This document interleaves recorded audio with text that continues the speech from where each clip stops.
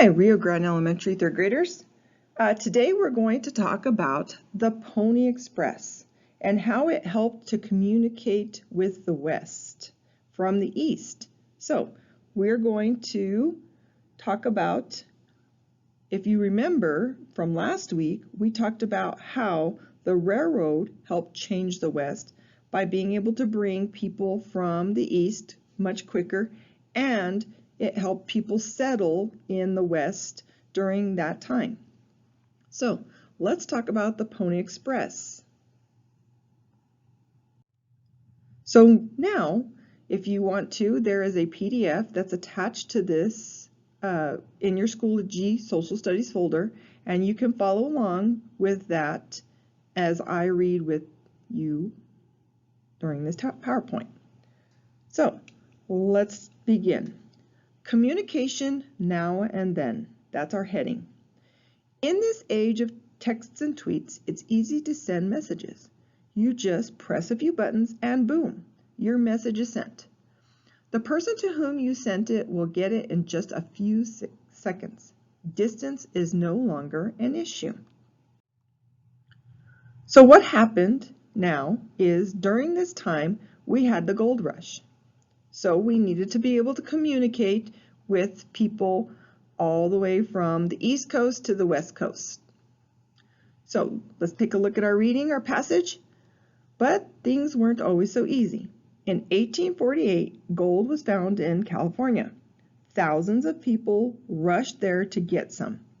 Many people liked living there and decided to stay, but there wasn't a whole lot between California and Missouri, where the nearest trains ran. The train line to California wasn't finished until 1869, and it took a long time to ride a horse to Missouri. So basically they needed a way to communicate and get messages quicker to those that they loved. So at this point in time, what you had were boom towns. These were little towns that popped up during this time that were able to open during this rush of people going to the West.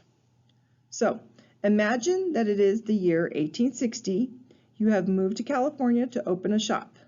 Most of your family stayed back east. Your shop is doing well, and now you want your family to join you. How do you get news to them?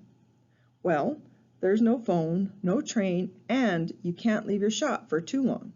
So what do? Well, you could use the Pony Express. So at this point in time, remember that it took months for a person to travel across, especially in a stagecoach or in a covered wagon at that point in time, and it would take maybe months to be able to get a message also to a loved one at that point in time. So along came the Pony Express. In 1860 and 1861, the Pony Express was the fastest way to get news to and from the trail, or west. The trail they rode was around 2,000 miles long, and it took most people weeks or months to ride that far. The Pony Express could make the trip in just 10 days. Those speeds were unheard of at that time. So, how did they do it? Well, they had a good system. So, let's take a look at that system. First, you will notice that there is a Pony Express station, and it's a very rustic looking building. Not a lot of people were there at that point in time. So it was very small, and it would only hold just a few people, and people could put their horses in the stable and allow them to rest. So the Pony Express had 184 stations along the trail. The stations were around 10 miles apart. This is about how far a horse could ride at a gallop before tiring. The rider would switch to a new horse at each station. He would only take his mail pouch with him. Every 75 to 100 miles, the rider would get to a home station. At each home station, riders would rest. Before resting, he would give his mail pouch to a new rider, and the mail would never stop moving, even while the horses and riders rested. So it was like a relay. They would basically hand off one mail pouch to another rider, and the messages in the mail would continue on.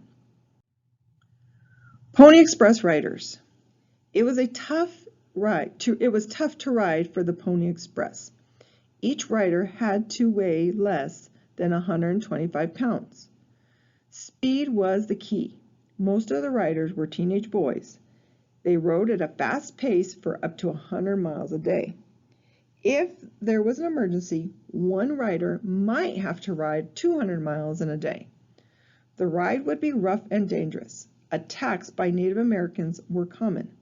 But in its time running, the Pony Express only lost one mail pouch. So if you think about these boys, these teenage boys, had to weigh less than 125 pounds, and that was so they would not tire their horses anymore by having excess weight or more weight than the horse could handle. So it's pretty amazing that these young boys were able to travel for 100 to 200 miles a day on their own across a dangerous area at such a young age. It's pretty amazing. Along came the telegraph. The Pony Express filled an important role for a time, but it did not last.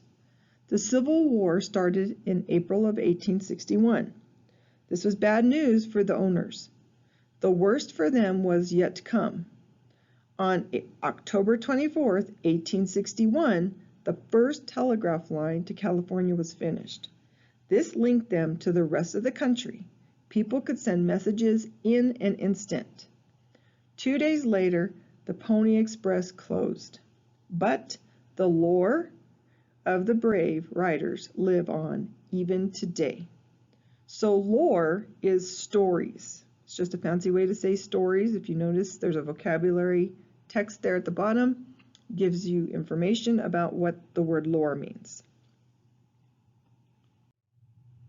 So, if you like, you can watch a video on how communication has changed and how we've evolved or changed through this time to where now we're going from the basic smoke signals that were sent up hundreds of years ago to where we are now just able to get onto our cell phones and send a message in just a matter of seconds.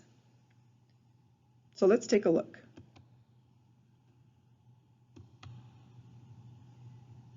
So this will be linked in your Schoology folder, and I want you to take a look at it when you get a chance after you finish answering your questions. So if you need to go back into this reading as you're answering your questions, please make sure to go back and double check. It's always a good thing to double check. So, I hope you learned a lot about the Pony Express today and how the West changed at that point in time. Have a great day.